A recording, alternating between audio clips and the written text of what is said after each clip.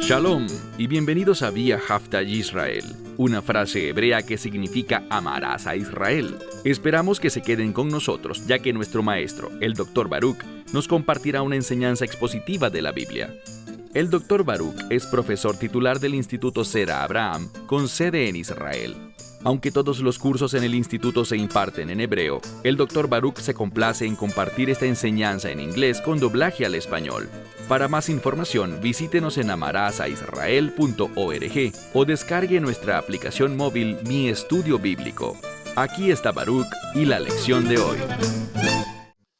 Are you a stable individual? ¿Eres una persona estable? Con esto quiero decir que debe haber estabilidad en tu vida, en todos los aspectos de tu existencia. Porque cuando uno camina, no por vista, sino por fe, esa fe produce estabilidad, lo cual se manifestará a sí mismo en confianza y seguridad. Cuando caminas por fe, Dios te llevará a donde Él quiere que estés. Y cuando estás en el centro de su voluntad, tendrás confianza, seguridad y habrá una clara manifestación de estabilidad, por la cual sabrás que Dios está obrando en tu vida, que Él estará allí y que sus propósitos serán cumplidos a través de ti. La fe produce estabilidad. Toma tu Biblia y ve conmigo al libro de Éxodo, capítulo 14. Libro de Éxodo, capítulo 14. Hemos estudiado este libro durante los últimos meses y nos hemos encontrado con un evento cumbre. Por supuesto me refiero a la Pascua, el éxodo de Egipto. Los hebreos se han convertido en un pueblo nuevo, con una nueva identidad, gracias a la redención. Se han convertido en hijos de Dios, la congregación del Señor. Ellos son testigos de lo que Dios ha hecho en sus vidas. Dios no solamente los sacó de Egipto, sino que, como vimos la semana pasada, Dios los ha estado guiando. Entendamos otro principio. Gracias a la redención, Dios empieza a dirigir a su pueblo. La redención conduce a la dirección de Dios en nuestra vida. Y es solo por esa guía que podremos ser hallados dentro de su voluntad. Y allí es donde se encontraban los hijos de Israel. Él los está guiando con una columna de fuego de noche y con una columna de nubes durante el día. Quiero que iniciemos el capítulo 14 de nuestro estudio con el versículo 1. Leemos. Y el Señor habló a Moisés diciendo. Entonces Dios le está dando a Moisés revelación para los hijos de Israel. Verso 2. Di a los hijos de Israel que den la vuelta. Ahora, esta palabra implica un cambio de dirección. Y muchos de los comentaristas sugieren que se trata de un cambio inesperado de dirección. Este término se relaciona con la palabra hebrea para arrepentimiento. Y el arrepentimiento no es un acto natural. El arrepentimiento viene por instrucción de Dios, por su revelación. Por tanto, Dios está revelándole a su pueblo el cambio que deben hacer con el fin de estar dentro de su voluntad, en el lugar donde deben estar. Entonces que den la vuelta y acampen delante de un lugar llamado Pi-Hahirot, entre Migdol y entre el mar, que está antes de otro lugar llamado Baal-Zephón. Y frente a este lugar, leemos que ellos deben acampar, literalmente ustedes deben acampar junto al mar.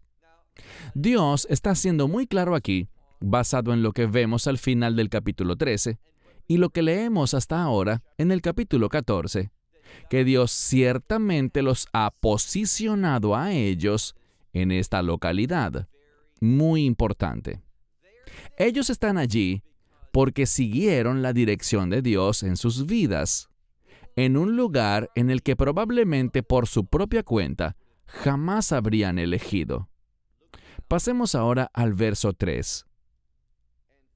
Y Faraón habló con respecto a los hijos de Israel. Él habló de ellos, y aparentemente Faraón, luego de haberlos enviado, no se desentendió del asunto. Él tenía personas vigilándolos. Y cuando recibió el reporte de dónde se habían ubicado, siguiendo la guía de Dios, noten lo que dice. Y Faraón dijo con respecto a los hijos de Israel, y la siguiente palabra es Nibujim. Ellos están confundidos. Lo que esto produjo en la vida de Faraón, y aprenderemos algo muy importante. Esto realmente es un repaso. En muchos sentidos, lo que Dios hará en esta primera parte del capítulo 14 es repasar y resumir algo que ya deberíamos haber aprendido. Una de las claves teológicas en este libro de Éxodo tiene que ver con Faraón y la condición de su corazón. He hablado en múltiples ocasiones sobre la perspectiva adecuada en cuanto a las veces que la Escritura dice que se endurece, se hace fuerte o se vuelve pesado el corazón de Faraón. Eso no ocurre sin motivo. No debemos entender esto como que Dios milagrosamente causa, arbitrariamente, que el corazón de Faraón se endurezca. Jamás dice eso la Biblia. Una y otra vez he dicho que sí, efectivamente Dios endureció el corazón de Faraón, pero lo hizo luego de darle revelación. Y cuando Faraón rechazó esa revelación, en otras palabras, cuando se hizo rebelde y desobediente a lo que Dios le quería revelar, eso fue lo que causó que se endureciera su corazón. Explicamos además que esa es una ley espiritual no solo para Faraón, sino para toda persona, y lo veremos claramente. Noten lo que pasa ahora. Dios dirige a los hijos de Israel hacia un lugar específico para que acampen allí. Faraón se entera y esta información provoca que él responda. ¿Cómo? Bien, mira de nuevo el verso 3. Y Faraón dijo en cuanto a los hijos de Israel, ellos están confundidos, desconcertados. Es decir, él piensa que ellos no comprenden el terreno en el que se encuentran y que se han ubicado a sí mismos en la tierra, en el lugar incorrecto. Dice, están confundidos en la tierra porque el desierto se ha cerrado sobre ellos. Lo que tenemos aquí, si hacemos un buen estudio utilizando un mapa bíblico, es que los hijos de Israel efectivamente, siguiendo la dirección de Dios, se han encerrado a sí mismos. Tienden a las montañas por un lado, al desierto por el otro, un terreno inadecuado para viajar por él, y ante ellos está el mar. Ellos han descendido por este camino angosto para acampar, porque Dios los guió de esa manera. ¿Por qué? ¿Tiene sentido desde un punto de vista militar? No. ¿Era quizás el camino más corto o más directo para viajar? Tampoco. A pesar de todo, Dios los dirigió a ese lugar. ¿Por qué? Porque Él quería confirmar la condición del corazón de Faraón, un sujeto rebelde y desobediente. En última instancia, vimos que Faraón fue obligado a someterse. Él no lo hizo por voluntad propia y envió al pueblo de Israel, pero no lo hizo con un espíritu obediente, sino que lo hizo porque no tenía otra alternativa. ¿Y qué tenemos ahora? Aquí Faraón mira a los hijos de Israel en un lugar que él percibe como vulnerable. ¿Por qué? Él está sacando a Dios de la ecuación. Él dice, leamos de nuevo, él dijo en cuanto a Israel que estaban confundidos. que se habían encerrado a sí mismos entre el desierto, las montañas y el mar. Y para él eran vulnerables porque olvidó que Dios estaba con ellos. Y basado en esta información, noten lo que dice, verso 4, Vehi Sakti et Leiv Paro. Lo leí en hebreo porque quiero que vean que estoy prestando atención a lo que el texto dice literalmente. Dios hablando dice, yo he endurecido el corazón de Faraón. ¿Cómo lo hizo Dios? ¿Llegó de la nada para hacer duro el corazón de Faraón? Claro que no. En ningún momento la Biblia dice eso. Lo que vemos es que Faraón observó a dónde habían llegado los hijos de Israel. Y basado en su evaluación del lugar, él dijo, son vulnerables, están confundidos, están desconcertados. En otras palabras, no fue sabio para ellos llegar allí. Faraón mira esto y esa información produce que su corazón se vuelva aún más endurecido en sus propios deseos engañosos, para que una vez más, como lo hizo una y otra vez, se rebele en contra del conocimiento de Dios. Y él los persiguió. Dios dijo, como has hecho esto, dice, yo seré glorificado en Faraón y en todo su ejército, y ellos sabrán quiénes, los egipcios. Todos ellos sabrán que yo soy el Señor. ¿Cómo lo sabrán? Aquí hay una verdad muy importante, por medio del juicio. Aquí hay una verdad bíblica. Tú puedes conocer a Dios por la revelación de su palabra, o en última instancia conocerás a Dios por su fuego consumidor. Tú eliges. Es una elección libre. No pienses que Dios ha sentenciado a ciertas personas para un destino y el resto para el otro. Esa no es su naturaleza.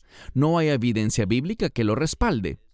Lo que vemos es que Dios está dando revelación y la gente puede aceptarlo y hallar bendición, o puede rechazarlo y experimentar su fuego consumidor. Faraón ha recibido una inmensa cantidad de revelación, la cual consistentemente ha rechazado, por lo que ha experimentado el peso de la mano de Dios.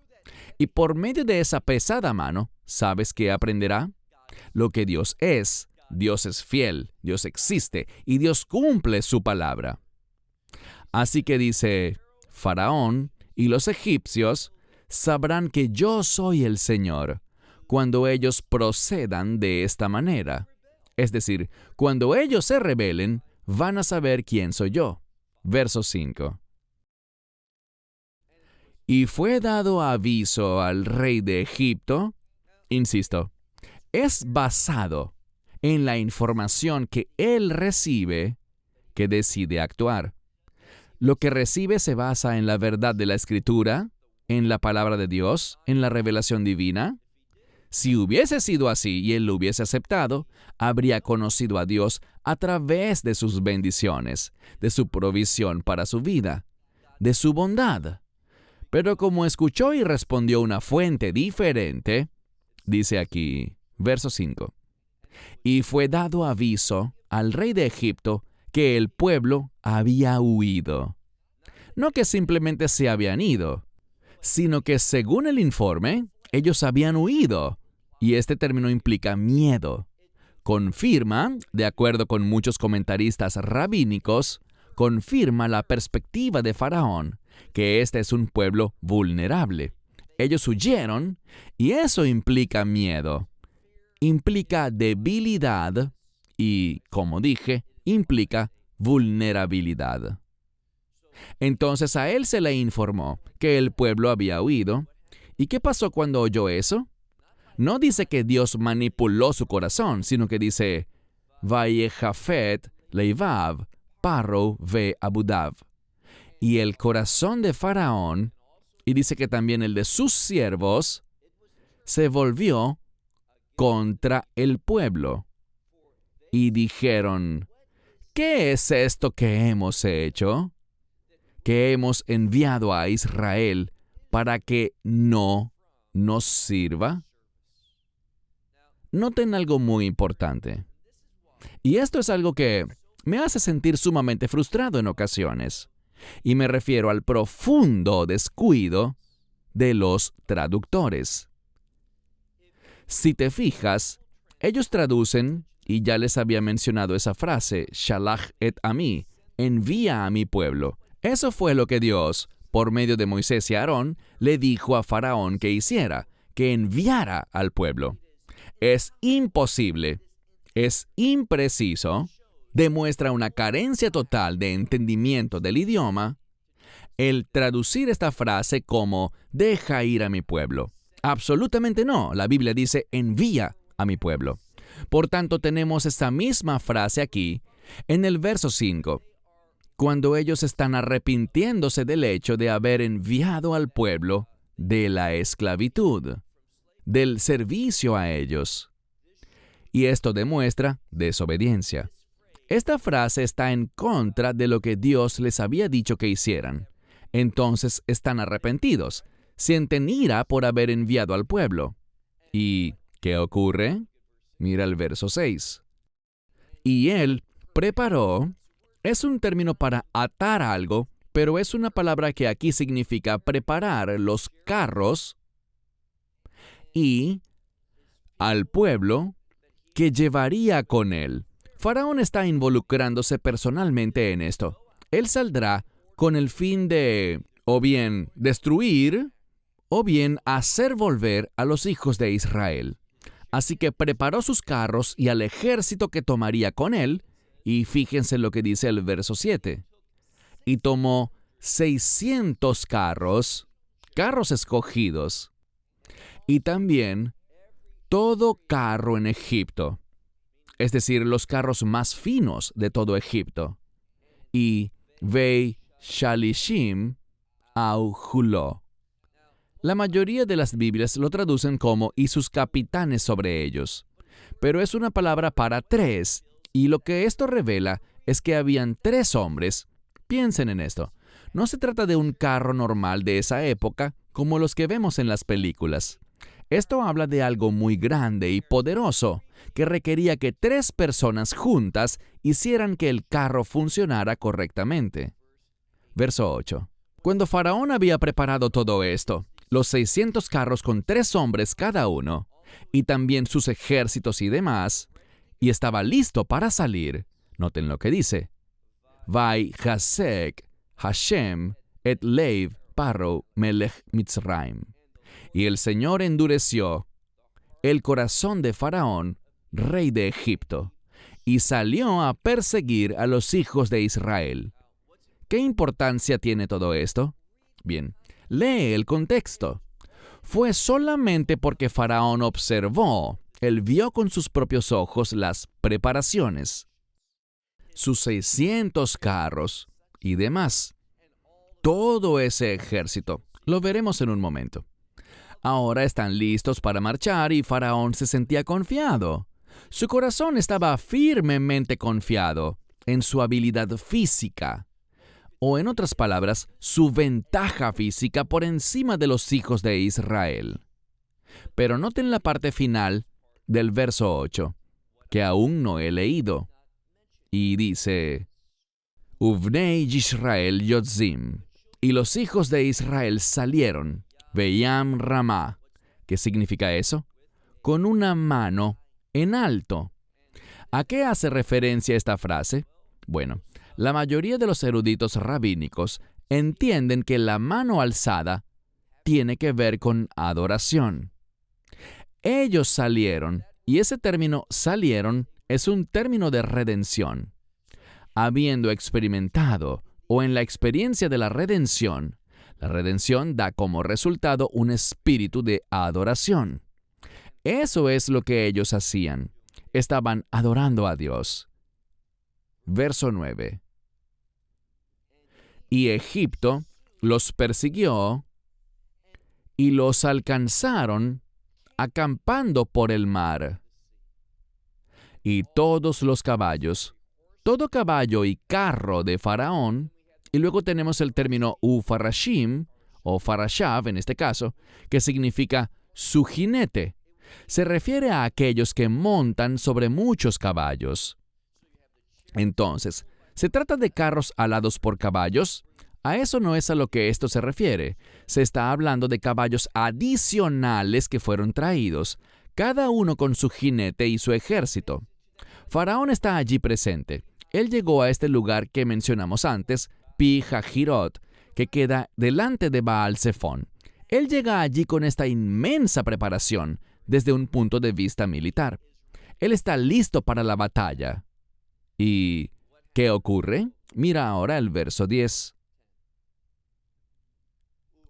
Paro Hikrif, que significa y Faraón se acercó.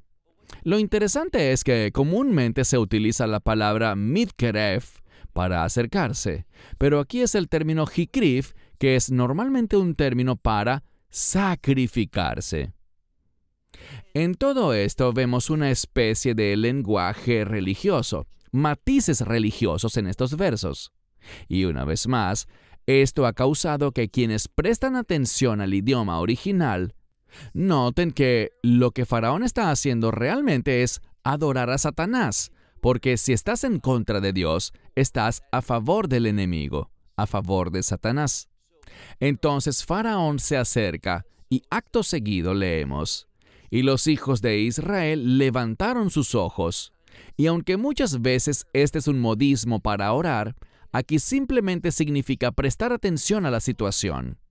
Ellos vieron el vasto ejército de Faraón, y he aquí los egipcios venían tras ellos. ¿Y qué hicieron? Ellos lo vieron con sus ojos, y sintieron miedo, en gran manera. Es el término Vayeru Meod. Ellos temieron en gran manera. Meod significa mucho. Y clamaron los hijos de Israel al Señor.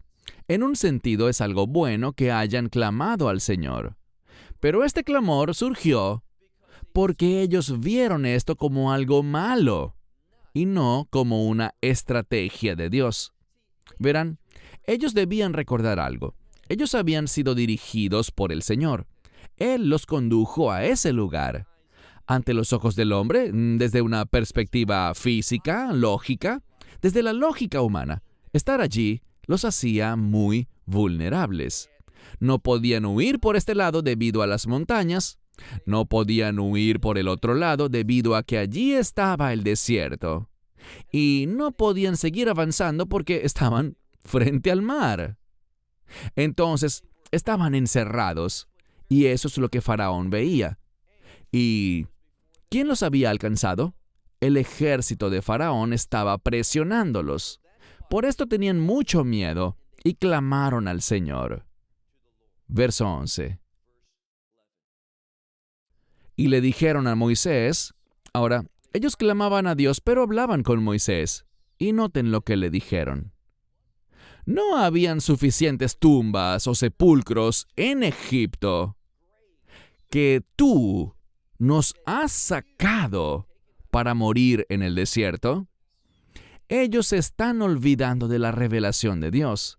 Y siempre que nos olvidemos de la revelación de Dios, haremos declaraciones necias y veremos las cosas desde una perspectiva errada. Verán, si regresamos unos cuantos capítulos, veremos que Dios dijo: yo los sacaré de Egipto hacia el desierto para que ustedes me adoren a mí, para que puedan celebrar las fiestas del Señor. Dios los sacó para que celebren con Él un día de fiesta. Dios había prometido que al ellos salir, le adorarían a Él en un monte, que tendrían una experiencia de adoración, una adoración en la cima de un monte. Pero ellos habían olvidado todo eso porque no recordaban la revelación de Dios al poner sus ojos en la situación a su alrededor. Y ellos pensaban que iban a morir. Aprendamos algo. Cuando afrontamos una situación desde el punto de vista físico, como nuestros ojos lo ven, no vamos a percibir esa vida abundante que Dios tiene para nosotros. Lo que percibiremos será la realidad de nuestra fragilidad, que conduce a la muerte.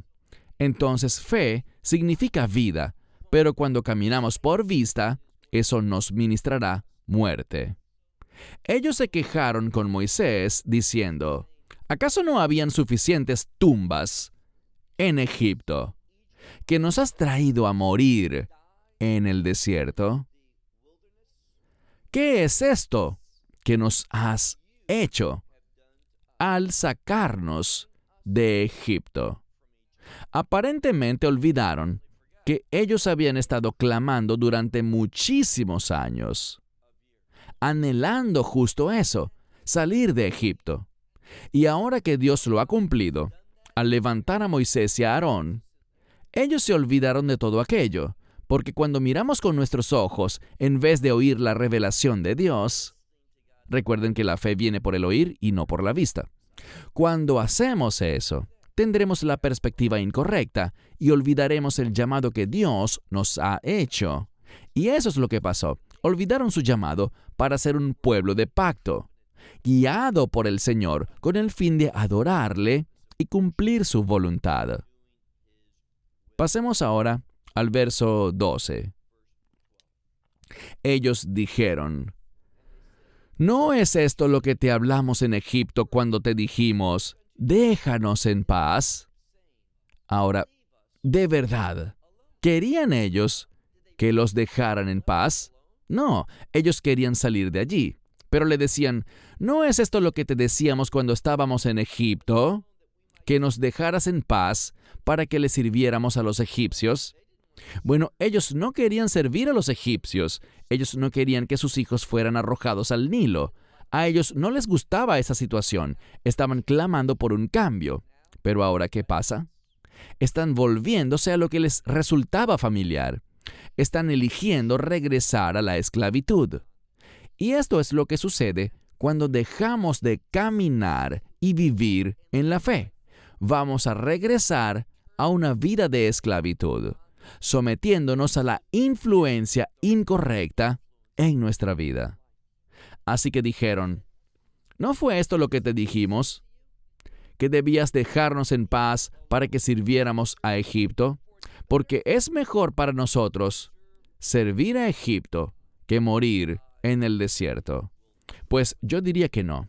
Yo diría que es mejor morir que servir a un faraón adorador de ídolos y vivir en una tierra de idolatría. La muerte es preferible. Pero ellos no lo veían así porque no tenían fe en la era que vendrá, en ese reino de Dios. Verán, la muerte podría significar la liberación de las cosas de este mundo. Hace poco estudiábamos el libro de Isaías en nuestro centro de estudios, en Isaías capítulo 57, y les quisiera leer brevemente una maravillosa escritura que está allí, del profeta Isaías, y dice lo siguiente. Leemos. El justo perece, y nadie pone su corazón en ello. Hombres de gracia son reunidos, es decir, son tomados, ellos mueren también, y nadie entiende que se debe a la maldad, o sea, a la maldad de este mundo, que estos justos han fallecido. Entonces puede resultar muy beneficioso morir, salir de este mundo y entrar al reino de los cielos. Pero ellos no lo veían de esa manera. Volvamos al texto ahora en el versículo 13. El verso 13 manifiesta la estabilidad de Moisés, que él ha crecido, que Moisés ha madurado, porque él habla y él conoce a Dios. Él ha madurado, ha estado escuchando lo que Dios le ha dicho. Él conoce la naturaleza y la fidelidad de Dios. Por tanto, Moisés afronta la situación y la percibe de una manera muy diferente. Verso 13. Y Moisés dijo al pueblo, no teman. Y miren lo que sigue. Hit yatzvu. La palabra sivut significa estabilidad. Y esa palabra para estabilidad se encuentra aquí, en esta frase que dice, manténganse. Muchas Biblias lo traducen como estén quietos, pero literalmente dice, mantengan su posición. Literalmente podríamos decir, estabilícense, permanezcan estables en esta situación. ¿Qué más dice? Y vean la salvación del Señor que Él hará para ustedes en este día. Que Él hará para ustedes. Ahora, lo que me gusta de esto es que Moisés aún no se ha vuelto a Dios, porque él entiende el plan de Dios. Él sabe que Dios no los ha sacado para morir en el desierto, sino para celebrar esa fiesta, porque Dios es un Dios de vida y no un Dios de muerte. Moisés ve las cosas totalmente diferentes. Él no tiene miedo. Por tanto, le dice al pueblo, no teman, au tirra u hit yatzvu. No teman, sino que estén firmes, mantengan su estabilidad y vean la salvación del Señor que Él hará para ustedes hoy. Me gusta eso, para ustedes. Dios es nuestro defensor. ¿Por qué? Dice, a los egipcios que hoy ven, ya no más, no continuarán, no los verán, nunca más, por siempre. ¿Qué vemos? Vemos que esto también nos habla de un tiempo de transición. Ellos están diciéndole adiós a los egipcios para siempre. Dios los tomará a una nueva vida. Este es un nuevo comienzo, es una transición. Y la pregunta para nosotros es, ¿seremos lo suficientemente sabios para entender que en ocasiones esos momentos de miedo, cuando pensamos que el enemigo está teniendo ventaja sobre nosotros, en vez de tener miedo y pensar así, entendamos que esto quizás sea solo una transición, quizás sea solo el final de algo malo y el inicio de algo muy grande? Leemos aquí, porque los egipcios que ven hoy, nunca más, ya no volverán nunca más a verlos, por siempre. Verso 14. Quiero decirles al llegar a nuestro último verso por hoy, que el verso 14 no sería políticamente correcto hoy en día. Como saben, existen institutos teológicos y denominaciones que eliminan cualquier mención, cualquier referencia a sangre, peleas, o derramamientos de sangre, conflictos o cosas parecidas, en las canciones que cantan y en la teología que enseñan. Pero eso es algo muy tonto. Debemos permitir que nuestra fe sea establecida por la revelación de Dios y su palabra. Esto es lo que dice literalmente. Lo leeré primero en hebreo para luego traducirlo. Hashem Yilahem Lahem. Lo que significa Hashem, realmente es el término Yud-Hei Vav-Hei para el Señor. El Señor Yilahem. Él peleará. De esta palabra es de la que obtenemos el término guerrero, y literalmente podríamos traducirla como que el Señor hará guerra, o Él irá a la guerra, lahem, por ustedes. A mí me brinda muchísimo consuelo entender algo aquí. Estamos en una batalla espiritual. ¿Acaso no lo dice Pablo?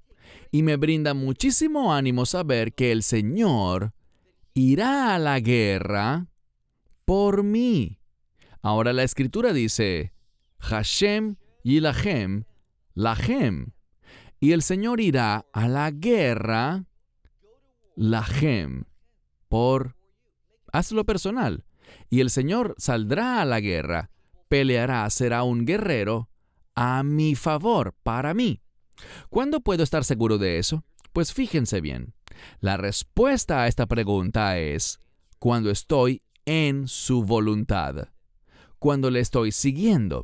Si no lo estoy siguiendo, si estoy en desobediencia, si voy por mi propio camino, ignorando su liderazgo en mi vida, Él no será mi defensor. Él no será un guerrero a mi favor. Pero cuando estoy en el centro de su voluntad, comprometido con sus propósitos, puedo tener la certeza, esta es una gran promesa, Hashem ilahem lahem, el Señor irá a la guerra por ustedes. Y ustedes, vetem, al final dice, tach rishum, que significa, y ustedes estarán en silencio, tranquilos, no tendrán que hacer nada. Entonces piensen en lo que revela la Escritura. Aquí están los hijos de Israel sin armas, sin provisión para la guerra de ninguna índole. Tienen matzá, se les dio dinero y se les dieron vestimentas. Eso es todo lo que tenían: matzá o pan sin levadura, dinero y vestidos. Han llegado a este lugar bien cargados de todo lo que los egipcios les dieron. Elementos que usarían para el culto en el tabernáculo. Y aquí están ellos, bien cargados en lo físico. No pueden correr, no pueden huir, no pueden nadar. Dios dice, todo lo que deben hacer es esto: quédense quietos y vean la salvación del Señor. No deben temer ni cometer ninguna acción, solamente permanecer allí en silencio, pues Dios es quien obrará en esta situación. ¿No es una promesa maravillosa? Verán, me gusta el hecho de que Dios es un Dios guerrero. Como dice la Biblia más adelante, y esto lo veremos dentro de algunas semanas, Él es Ish Milhamá. ¿Qué significa eso? Él es varón de guerra. Eso es lo que dice la Biblia de Dios, y es ofensivo que cambiemos su palabra porque digamos, oh, eso no es aceptable hoy en día. Eso no es políticamente correcto. Así no es como la gente religiosa debería hablar. Incorrecto. Usemos la terminología de la palabra de Dios.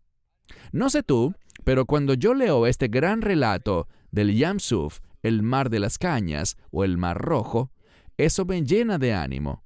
Encuentro consuelo en que nuestro Dios va a la guerra por su pueblo. Nos detendremos aquí hasta la próxima semana cuando estudiaremos la segunda mitad del capítulo 14. Shalom, desde Shalom Israel.